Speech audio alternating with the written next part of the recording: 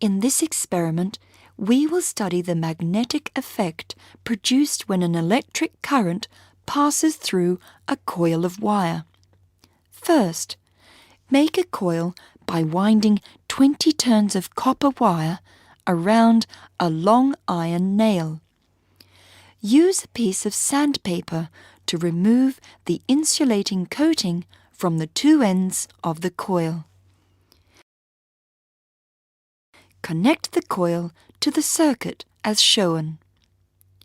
Leave the switch open. Put a small compass near the coil. Does the compass needle move? Then close the switch. Does the compass needle move in this case? Put the coil near some paper clips. Close the switch again.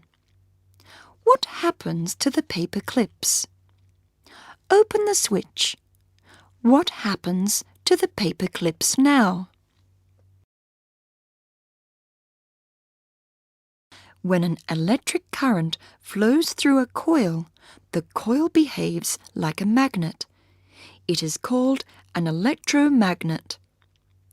As a result, when the switch is closed, the coil can turn a compass and attract iron paper clips.